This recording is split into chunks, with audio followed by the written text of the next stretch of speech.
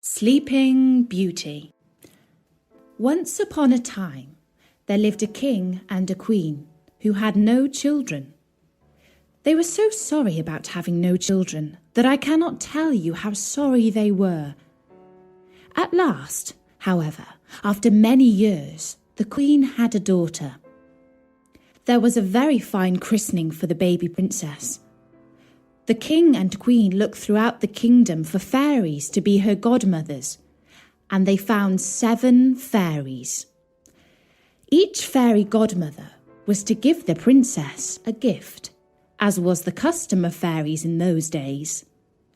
In this way, the princess had all the perfections imaginable.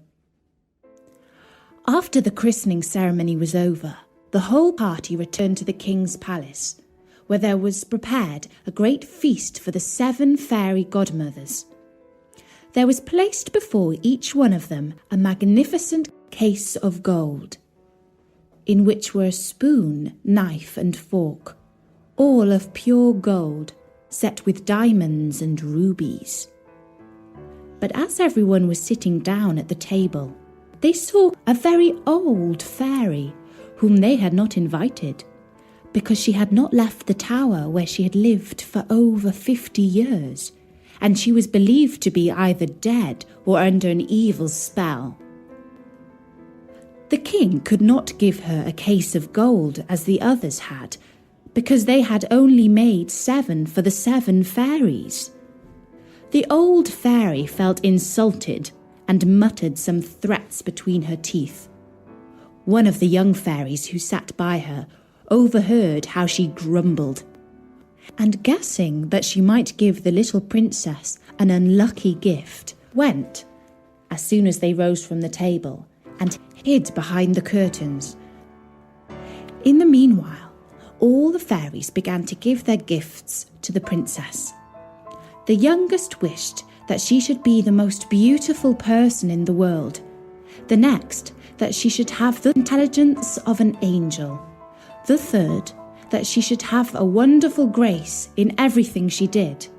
And the fourth, that she should dance perfectly well. And the fifth, that she should sing like a nightingale. And the 6th, that she should play all kinds of music to the utmost perfection. The old fairy's turn came next, and shaking her head with more spite than anger, she wished that one day the princess would have her hand pricked by a needle on a spinning wheel, and that she would die of the wound. This terrible gift made the whole company tremble, and everybody began to cry. At this very instant, the young fairy came out from behind the curtains and spoke these words aloud. "Assure yourselves, O king and queen, that your daughter shall not die of this disaster. It is true, I have no power to undo entirely what the elder fairy has done. The princess shall indeed pierce her hand with a needle on a spinning wheel, but instead of dying, she shall only fall into a deep sleep, which shall last 100 years, at the end of which a king's son shall come and awake her." The king, to avoid the misfortune foretold by the old fairy, immediately made a law by which everybody was forbidden, on pain of death, to use a spinning wheel, or to have any spinning wheel in their house.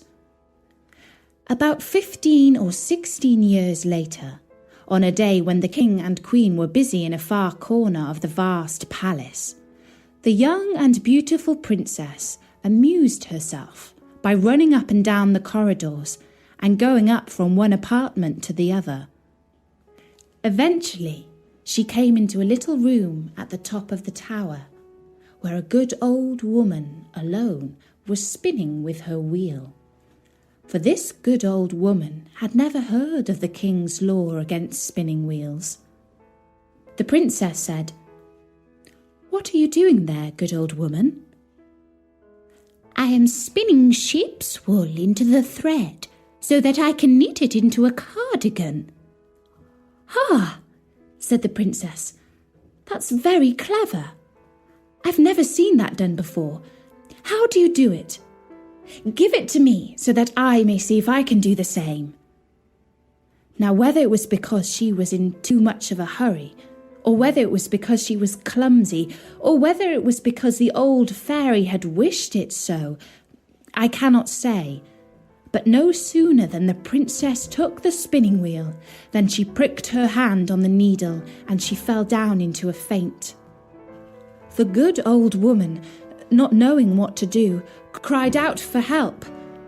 People came rushing from all over the palace, and they came in great numbers.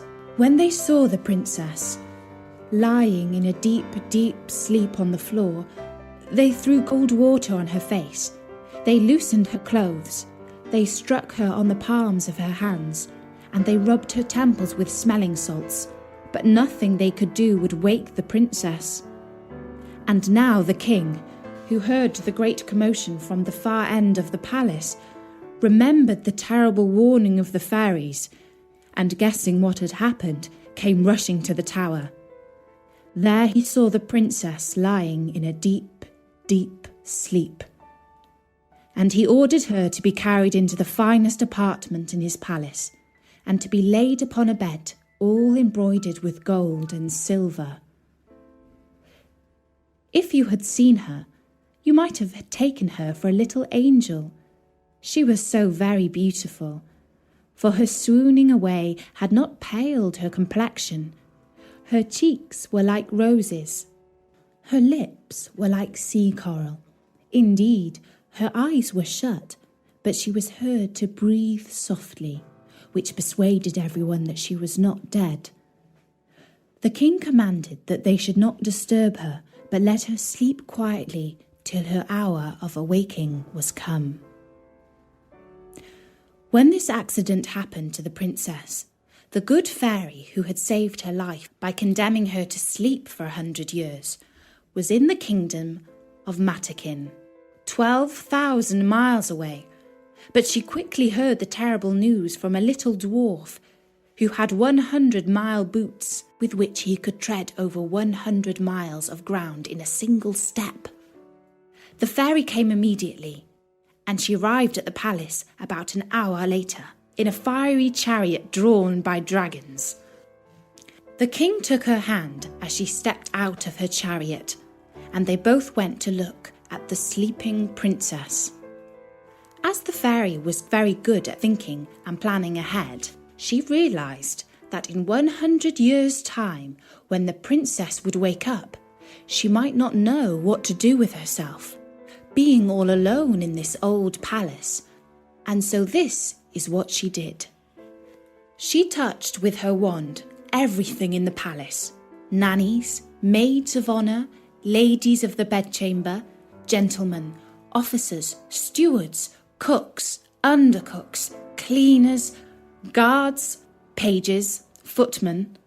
She also touched all the horses in the stables and fields, the fierce guard dogs in the outer court, and pretty little Mopsy too, the prince's little puppy, which lay by her on her bed.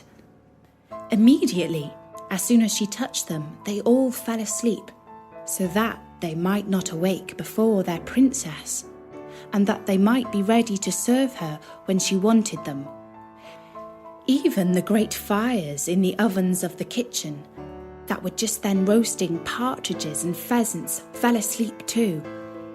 All this was done in a moment. Fairies do not take long to finish their business.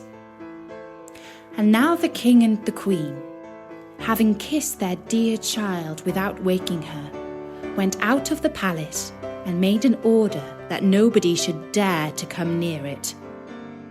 This, however, was not necessary, for in a quarter of an hour's time, there grew up all round about the palace grounds such a vast number of trees, great and small, bushes and brambles, entwining one another, that neither man nor beast could pass through, so that nothing could be seen but the very tops of the towers of the palace. Nobody doubted but the fairy had demonstrated a very extraordinary sample of her power, and that the princess, while she continued sleeping, might have nothing to fear from any curious people. When 100 years had passed by, the son of a king from another family had gone a-hunting in that part of the country where the palace used to be.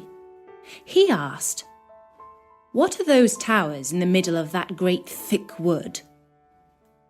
Everyone answered with the rumours that they had heard. Some said that it was a ruinous old castle haunted by spirits. Others that all the sorcerers and witches of the country used to meet there at midnight when there was a full moon. Most people believed that there was an ogre that lived there, and that he used to take to there all the little children he could catch, so that he could eat them up whenever he pleased, without anybody being able to follow him, as only he had the power to pass through the wood. The prince was all in a quandary, not knowing what to believe, when a very good countryman spoke to him as follows. "May it please your royal highness, it is now about 50 years since I heard from my father, who heard my grandfather say that there was then in this castle a princess, the most beautiful that was ever seen, and that she must sleep there 100 years, and she'll be waked by a king's son." The young prince was all on fire at hearing these words, believing, without thinking these things through, that he could save the princess, and pushed on by love and honour, he swore that moment that he would do just that. As he rode on his horse toward the wood, all the great trees, the bushes and brambles gave way to let him pass through. He walked up to the castle, which he saw at the end of a large avenue, and he went into it. And what rather surprised him was that none of his people could follow him, because the trees closed again as soon as he passed through them. However, he did not stop. A young and amorous prince is always brave. He came into a wide, wide outer court, where everything he saw might have frozen the most fearless person with horror. There was a most frightful silence. The image of death everywhere showed itself, and there was nothing to be seen but stretched out bodies of men and animals, all seeming to be dead. But the prince realised when he saw their red faces and pimpled noses of the guards that they were only asleep, and that their glasses, in which there still remained some drops of wine, showed plainly that they had fallen asleep whilst drunk. He then crossed a court paved with marble, went up the stairs, and came into the corridor where guards were standing, with their rifles upon their shoulders, snoring as loud as they could. After that, he went through several rooms full of gentlemen and ladies, all asleep, some standing, others sitting. At last he came into a chamber all gilded with gold, where he saw upon a bed the most wonderful sight that had ever met his eyes. A princess, who appeared to be about 15 or 16 years of age, and whose bright and rosy beauty was quite angelic. He approached with trembling and admiration, and fell down before her upon his knees and kissed her hand. And now, as the evil fairy's spell was at an end, the princess opened her blue eyes for the first time in 100 years, and looking at him said, "Is it you, my prince? You have waited a long time." The prince, charmed with these words, and much more with the manner in which they were spoken, knew not how to show his joy and gratitude. He assured her that he loved her more than anyone or anything in the whole wide world. Their conversation did not make much sense. They spoke with little reason, but a great deal of love. He was more lost for words than she, and we need not wonder at it.